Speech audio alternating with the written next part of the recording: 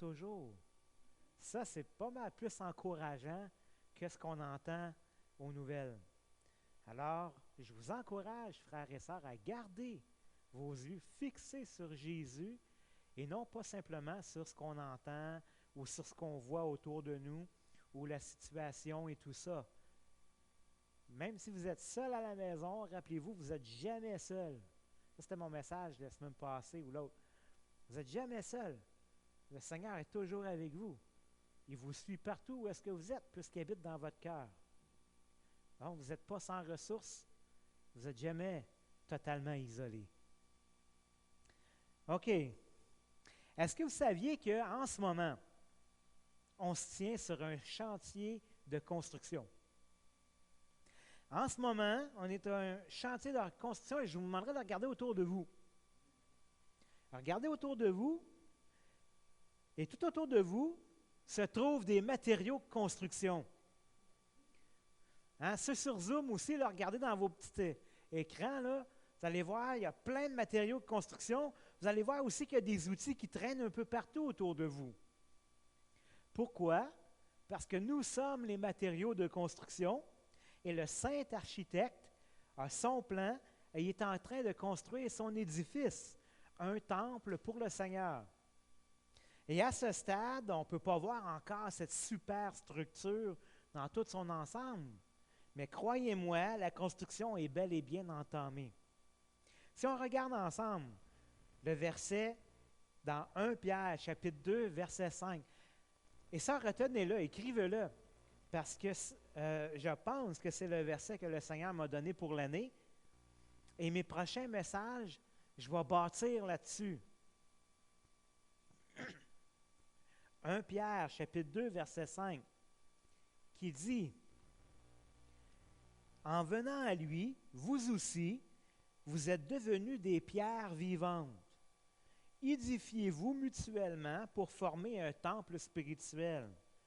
Vous y constituerez un groupe de prêtres mis à part pour Dieu, à qui vous offrirez des sacrifices spirituels qui lui sont agréables, parce qu'ils lui sont présentés par Jésus-Christ. » Il y a beaucoup de matériel là, dans ce passage-là. Celle-là, c'était-tu Parole vivante? Je pense que c'était Parole vivante, celle-là. Donc, 1 Pierre, chapitre 2, verset 5, vous le relirez, on va y revenir souvent dans les prochaines semaines. On est tous des pierres vivantes qui servent à la construction d'un temple spirituel pour Dieu. Les fondations ont déjà été posées par le Maître lui-même. Hein, son sacrifice à la croix, sa mort, sa résurrection et la rédemption, le rachat des péchés, ça c'est le fondement. Et maintenant, la charpente est en train de s'élever. Les murs sont en train d'être montés. Et nous, on est les ouvriers qui travaillons sur le chantier. Et pour ce faire, le grand architecte nous a donné, à nous, à l'Église, une boîte à outils. Il a donné des dons spirituels à ses enfants pour qu'on puisse travailler efficacement sur son chantier.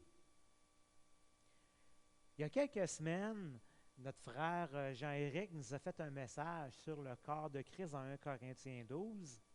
J'ai suivi ce message-là avec un message sur les équipeurs que Dieu a donnés à l'Église dans le but d'exercer le ministère qu'on voit dans Éphésiens 4.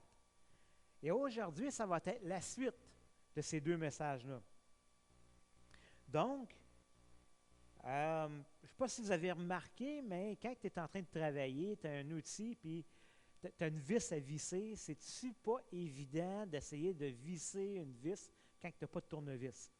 Hein, vous avez peut-être déjà fait ça avec le couteau, ou avec tes doigts, mais ça ne marche pas fort, hein, c'est pas super bon.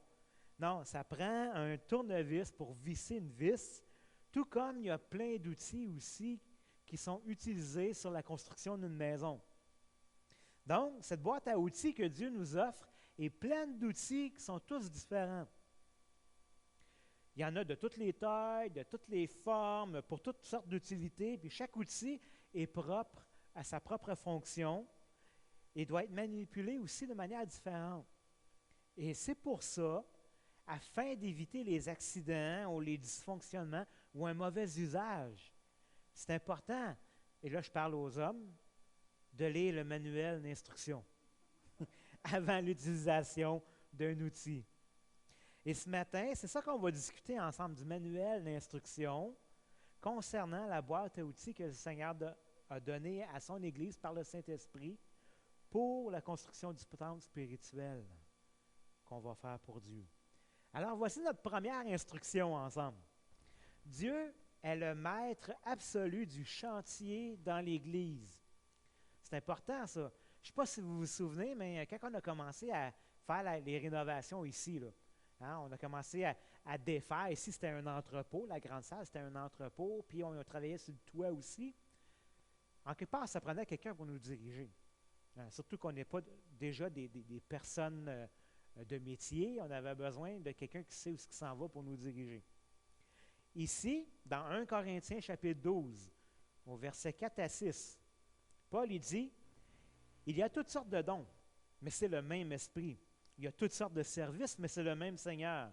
Et il y a toutes sortes d'activités, mais c'est le même Dieu, et c'est lui qui met tout cela en action chez tous. » Donc, le Dieu en 3 personnes, c'est lui le grand architecte qui possède toute la connaissance, les plans, tous les matériaux de construction, tout l'équipement, les outils, les ressources nécessaires pour ériger son temple spirituel.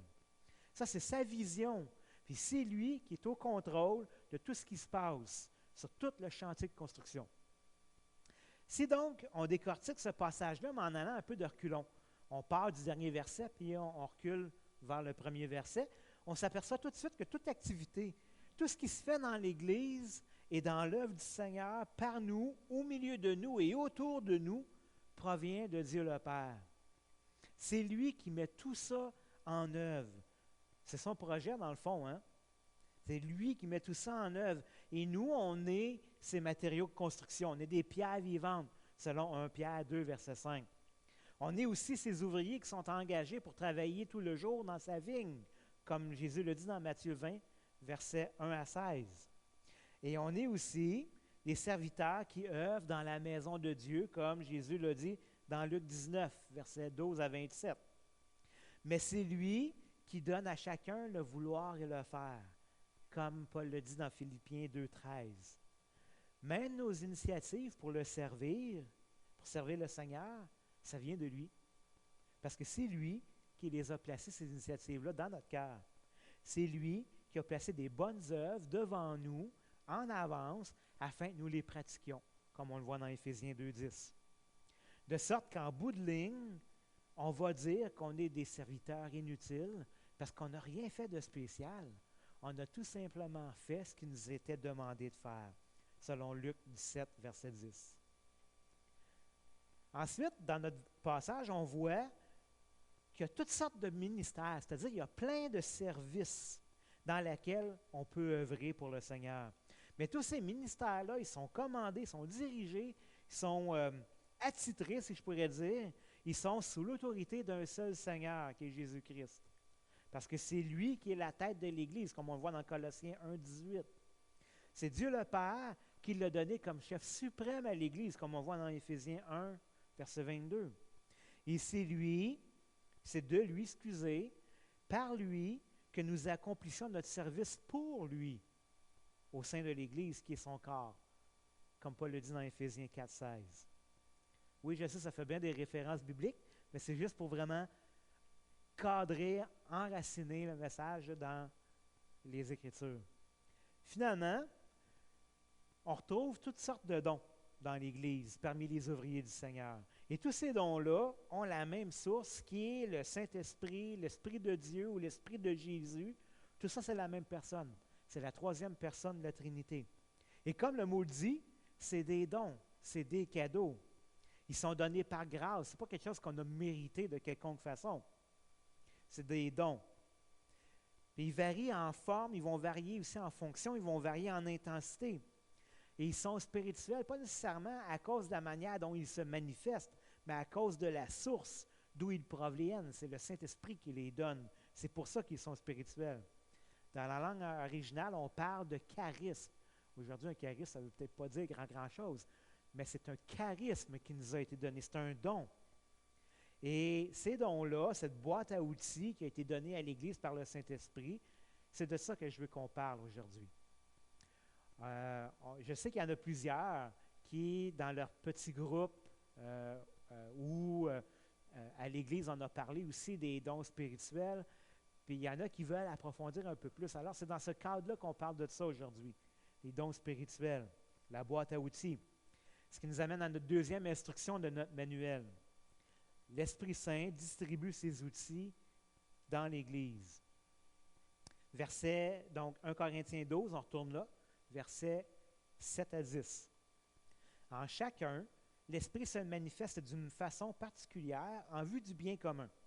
L'Esprit donne à l'un une parole pleine de sagesse, à un autre, le même Esprit donne une parole chargée de connaissance. L'Esprit donne à un autre d'exercer la foi d'une manière particulière, à un autre, ce seul et même Esprit donne de guérir des malades. À un autre, il est donné de faire des miracles. Un autre reçoit une activité prophétique. Un autre, le discernement de ce qui vient de l'Esprit divin. Ici, quelqu'un reçoit la faculté de s'exprimer dans des langues inconnues et il est donné à un autre d'interpréter ces langues. Alors, le texte débute ici en disant qu'il spécifie qu'à chacun, l'Esprit se manifeste de manière particulière. Si on regarde ça vite, qu'est-ce que ça veut dire? Ça veut dire que ce n'est pas juste quelques-uns parmi nous qui ont reçu un ou des dons spirituels, mais chacun d'entre nous a reçu au moins un don spirituel. Et c'est dit aussi que l'Esprit se manifeste d'une manière qui est particulière. Ça indique clairement ici c'est qui l'auteur, c'est qui distribue ces dons-là. C'est le Saint-Esprit qui distribue les dons spirituels aux enfants de Dieu. Et quand est-ce que ces dons sont distribués aux enfants de Dieu? Ça, c'est une bonne question qu'on peut se poser. Eh bien, la réponse, c'est au moment de leur nouvelle naissance, de leur conversion. C'est là qu'ils deviennent des enfants de Dieu par adoption.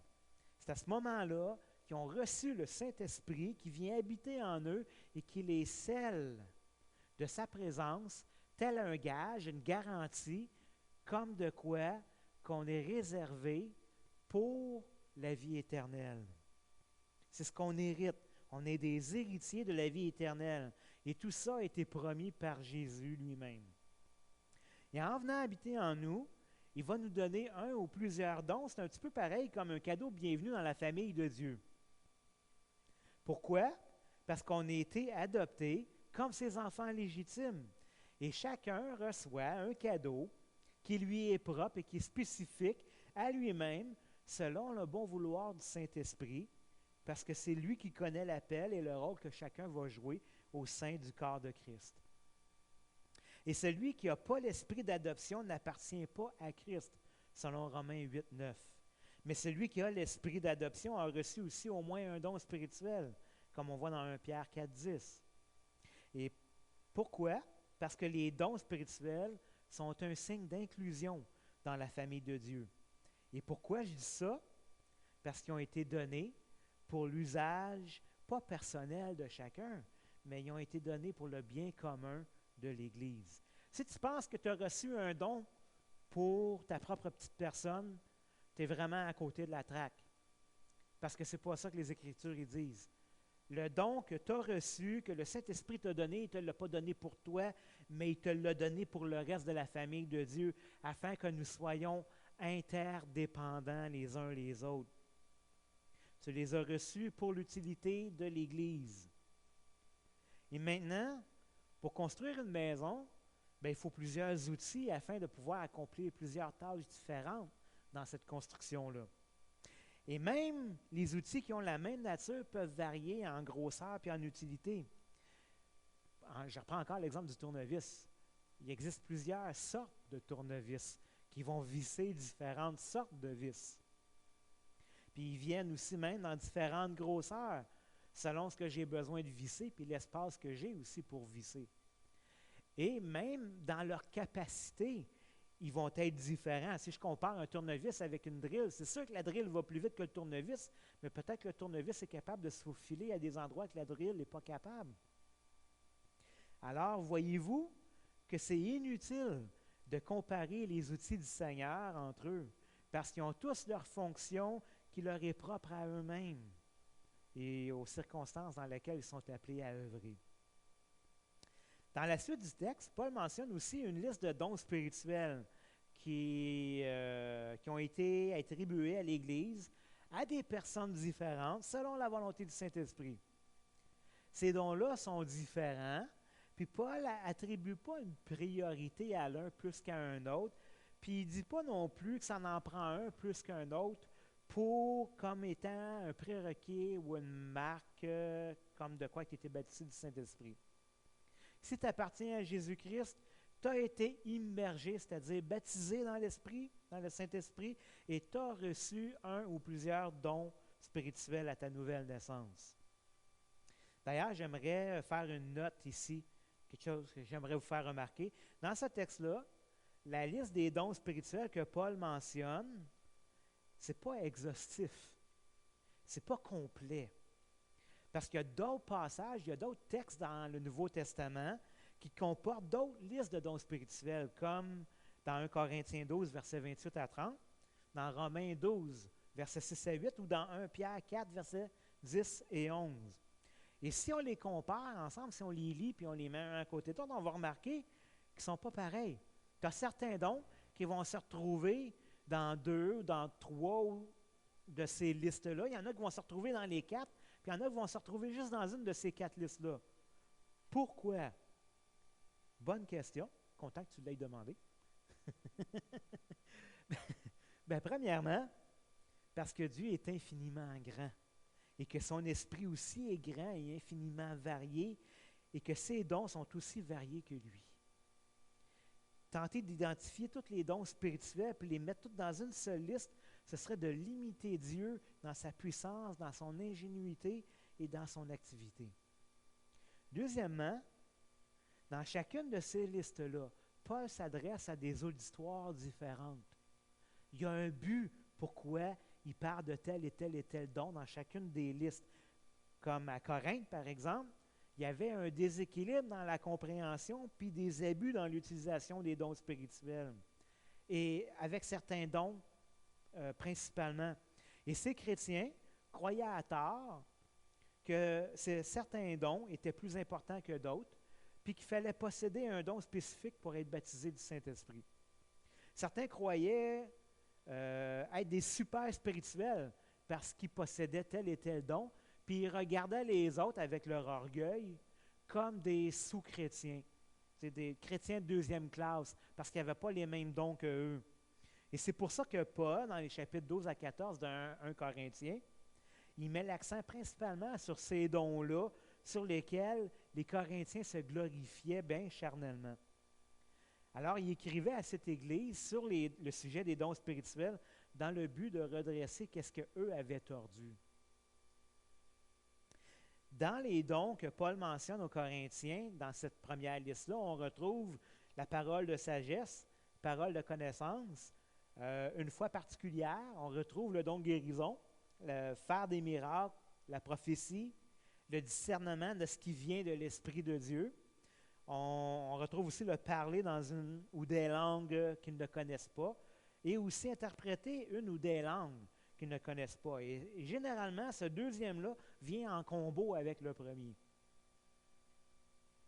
Dans la deuxième liste, Romains 12, versets 6 à 8, Paul va ajouter les dons suivants.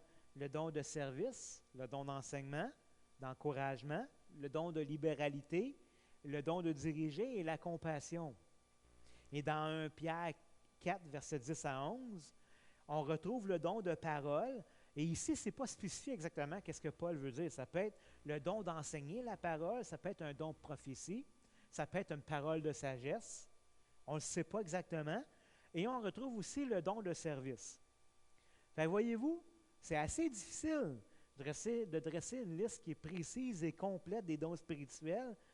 Et pour être franc, je pense que Dieu a voulu ça comme ça. Soit dit en passant, une habileté naturelle employée par le Saint-Esprit pour l'œuvre de Dieu devient par définition spirituelle parce qu'elle est poussée et elle est inspirée par le Saint-Esprit. Fait que ça ajoute encore plus de variété à l'activité du Saint-Esprit dans l'exercice des dons de l'Esprit. Et dans le message d'aujourd'hui, peut-être qu'il y en a qui attendent ça depuis tantôt, tu sais, mais je ne ferai pas une énumération ou une description de chacun des dons là, qu'on a énumérés ce matin. Au lieu de ça, il y a un atelier sur les dons spirituels qui a été monté par notre frère, le pasteur Richard Roule, il y a déjà quelques années de ça, où il explique chacun de ces dons-là qu'on a vus là, dans la liste qu'on a dit. Et je l'ai appelé, j'ai eu sa permission. S'il y en a qui désirent obtenir ce document-là, faites juste me faire signe, puis je vais m'arranger pour vous le faire parvenir. C'est gratuit, il n'y a pas de problème.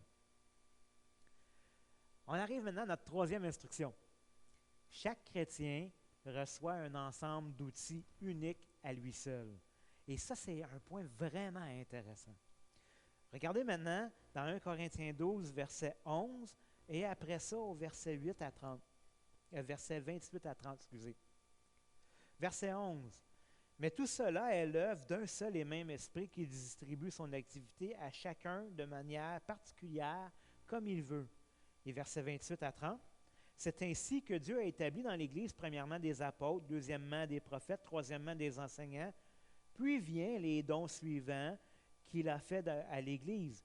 Les miracles, la guérison des malades, l'aide, la direction de l'Église, le parler dans des langues inconnues. Tous sont-ils apôtres? Tous sont-ils prophètes? Tous sont-ils enseignants? Tous font-ils des miracles? Est-il donné à tous de guérir des malades? Tous parlent-ils dans des langues inconnues? Ou tous les interprètent-ils? Évidemment non. Alors le Saint-Esprit a donné des dons spirituels différents et dans des mesures différentes aussi à chacun de nous. Il les a distribués dans l'Église selon l'appel unique qui est à chacun, selon la volonté de l'Esprit de Dieu. Est-ce que tous les chrétiens ont reçu tous le même don ou les mêmes dons spirituels? Ou est-ce que chaque chrétien a reçu tous les dons spirituels? La réponse de Paul ici, c'est évidemment non.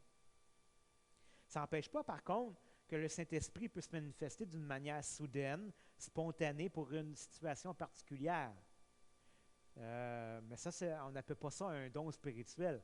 C'est une intervention circonstancielle du Saint-Esprit. Moi, je n'ai pas le don des miracles, mais ça peut arriver à un moment donné que dans une situation, le Saint-Esprit va servir de moi pour faire un miracle. Quand tu as le don, ça se manifeste régulièrement et ça va caractériser en quelque sorte la personne qui le possède. Au verset 28, Paul va commencer en faisant écho à ce qu'on a vu dans un de mes derniers messages dans Éphésiens 4, 11, quand il décrit, je ne sais pas si vous vous souvenez, les fameux joueurs étoiles dans l'Église, les équipeurs, les hommes appelés et qualifiés que le Seigneur a donnés à l'Église pour son perfectionnement. C'est les apôtres, les prophètes et les enseignants. Ici, il ne parle pas des pasteurs, des bergers, mais je pense qu'on peut les entrer dans la catégorie des enseignants. Ça, ce n'est pas des dons spirituels, c'est des dons d'hommes que Dieu a donnés à l'Église. Mais dans la suite du verset 28, là, il enchaîne avec des dons spirituels. Et comme on a dit, les dons viennent aussi en différentes mesures, toujours selon ce à quoi Dieu t'appelle. Moi, j'ai reçu un don d'enseignement, mais il n'est pas aussi grand que le don de John MacArthur, par exemple, qui la majeure partie d'entre vous le connaît. On le connaît comme étant un grand enseignant qui a écrit beaucoup de livres et voilà. Donc, mon don est plus petit que ça. J'ai aussi un don de compassion, puis il m'est utile dans la relation d'aide, tout comme celui de Gérald. Toutefois, là où le Seigneur me fait vraiment performer, c'est pour éteindre des feux. Tandis que Gérald, là, vraiment, où est-ce qu'il performe, c'est après que le feu est éteint, on doit rebâtir. Puis là, le Seigneur l'utilise vraiment à fond dans ce ministère-là.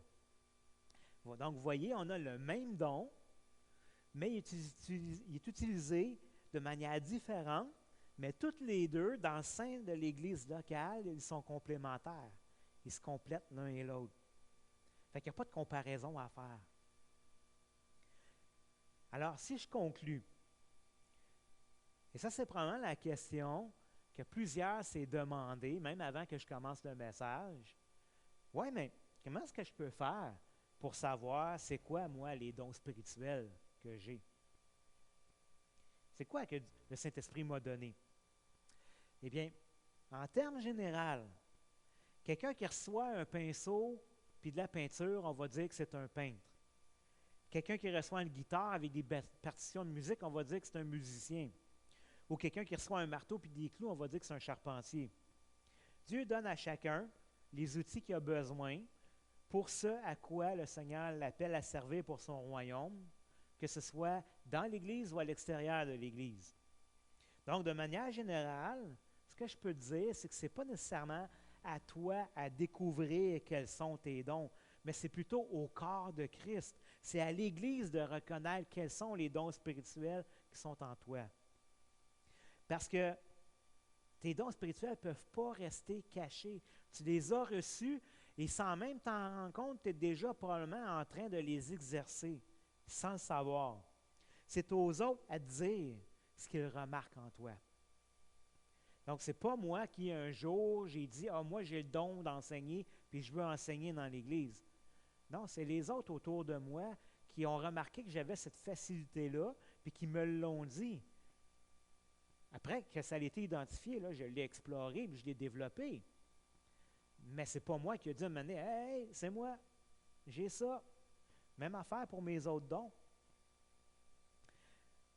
Qu'est-ce que je pourrais dire d'autre?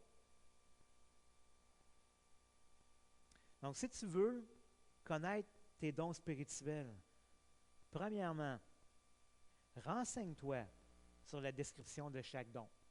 Pour savoir si tu as tel don ou tel don, il faut que tu saches à quoi le don ressemble. Donc, renseigne-toi sur la description des dons spirituels. Ensuite, interroge-toi sur les fardeaux que Dieu a placés sur ton cœur pour le servir. Tu as un indice, là. Qu'est-ce qui brûle dans ton cœur? Qu'est-ce qui vient que... Je donne un exemple, OK? Celui qui a le don d'évangélisation. Lui, pour lui, il ne peut pas croire, ça ne fait pas de sens dans sa tête qu'un chrétien ait de la misère à partager l'Évangile avec quelqu'un d'autre. Parce que lui, ça brûle tellement. Pour lui, là, il y a un sentiment d'urgence. Hey, tout ce monde-là s'en vont en enfer. On ne peut pas passer une minute sans les avertir de qu'est-ce qui s'en vient. Et misère, quelqu'un qui parle comme ça, probablement, lui, il a le don d'évangélisation. Moi, pour ma part, quand je reçois quelque chose dans les Écritures, une révélation que le Seigneur vient me faire, qui a touché mon cœur, c'est plus fort que moi, il faut que j'en parle à quelqu'un d'autre. Il faut que je le dise. Il faut que je le partage. Ça, c'est l'enseignement.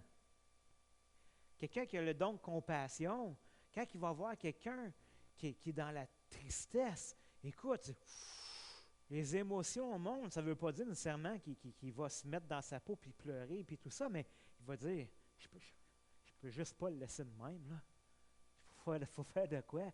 Celui qui a le don de service, essaie de dire de rester assis. Je viens d'entendre Réal en arrière, puis Pascal. Hein? Non, c'est plus fort que lui. Tu n'as même pas besoin de lui demander, il est déjà debout et il est en train de le faire. Ça, c'est une façon d'identifier les dons spirituels. Qu'est-ce que Dieu a placé sur ton cœur? C'est quoi les fardeaux qui sont là? Et finalement, demande aux chrétiens autour de toi qu'est-ce qu'eux, ils perçoivent en toi. Qu'est-ce qu'ils voient ressortir de toi? Alors, avec ces trois informations différentes-là, va dans la prière avec le Seigneur. Puis, à mon avis, avec ces choses-là, tu vas être capable de faire l'équation. 1 plus 1 plus 1, ça fait 3. Puis, tu vas arriver à trouver c'est quoi les outils que Dieu t'a donnés pour le servir. Puis, tu vas probablement même avoir une bonne idée à quoi Dieu t'appelle pour le servir. Fait que, désolé, je n'avais pas de recette miracle pour te dire c'est quoi ton don spirituel, mais c'est plus en observant dans la prière, en interrogeant l'Église autour de toi, c'est comme ça que ça va ressortir. Une fois qu'il est identifié, puis là, tu peux travailler pour le développer, mais d'ici ce temps-là, c'est cette recherche-là dans laquelle tu dois explorer pour découvrir c'est quoi tes dons. Et rappelle-toi aussi quelque chose de vraiment important. C'est Dieu qui t'a formé dès le sein de ta mère. Il t'a accompagné tout au long de ta vie. même avant que tu le connaisses. Avant même ta naissance, Dieu avait déjà un plan pour ta vie. Ton caractère, ta personnalité, tes habiletés, tes talents et toutes tes expériences de vie que tu as acquises, combinées avec les dons spirituels que le Saint-Esprit t'a donnés à ta nouvelle naissance, tout ça, ça fait de toi un instrument unique et de valeur inestimable dans les mains de Dieu pour bâtir son temple spirituel et pour œuvrer dans son royaume. L'ensemble de tous tes dons spirituels, de tes talents, de tes habiletés, de tes expériences de vie sont comme encodés dans ton ADN. Puis ils font de toi un enfant de Dieu unique en son genre. C'est comme si ta boîte à outils, c'était ta boîte à outils personnelle dont tu es le seul qui peut s'en servir et qui fonctionne bien qu'avec toi. Alors voyez-vous que c'est totalement inutile de se comparer aux autres dans l'Église. Mets donc ta boîte à outils au service de Dieu et au service de son Église et prends ta place dans le corps de Christ. Cette place-là, elle est unique et ton nom est écrit dessus. C'est pour ça que c'est important dans l'Église, même des fois quand nos ressources sont limitées, on a tendance à boucher les trous. Mais quand Dieu ajoute à son Église, il faut réévaluer ces trous-là. Parce que peut-être que tu n'es pas appelé là, mais que Dieu a ajouté quelqu'un qui est appelé là, mais il n'ose pas y aller parce que la place est comblée. Il faut s'évaluer constamment. Alors, mets ta boîte à outils au service de Dieu, au service de son Église. Mets ton casque, prends tes outils et viens travailler dans le chantier de construction du Seigneur. Bâtissons-lui un temple spirituel pour lui offrir des sacrifices spirituels qui lui seront agréables par Jésus-Christ. Et on va justement bâtir là-dessus dans nos prochains messages. Amen. Amen. Oui, Seigneur Jésus, on veut te louer car tu nous as donné une grande mission, une grande tâche, mais tu ne nous as pas laissés tout seuls. Puis tu ne nous as pas laissés sans équipement, ni expérience, ni manuel d'instruction pour accomplir tout ça. Tu nous as laissé ta parole, tu nous as donné tes dons spirituels et le contremaître, le Saint-Esprit est là avec nous sur le chantier, puis il nous conduit dans le travail qu'on a à faire. Quel privilège qu'on a, Seigneur, de t'appartenir et d'œuvrer pour ton royaume. Quel privilège, Seigneur, qu'on a aussi d'être entouré de toute ta famille, de ton Église, qui est là pour, justement, avec nous, identifier qu'est-ce que tu nous as donné pour qu'on puisse le mettre dans le tas, Seigneur, comme je pourrais dire, en commun, tous ensemble, pour le bien de ton Église et pour la construction de ton Saint-Temple. Que ton nom soit glorifié, Seigneur. Et cette année, c'est là-dessus qu'on veut focusser notre pensée, Seigneur, et notre cœur, travailler à ton royaume, édifier ce temple spirituel, Seigneur, que tu nous as appelés à construire, afin qu'on puisse exercer notre office de sacrificateur royal et de pouvoir t'offrir des sacrifices spirituels qui te sont agréables par Jésus-Christ. Qu'on puisse t'offrir, Seigneur, des nouvelles âmes qui viennent à toi. Au nom de Jésus, on te prie pour ces choses. Amen.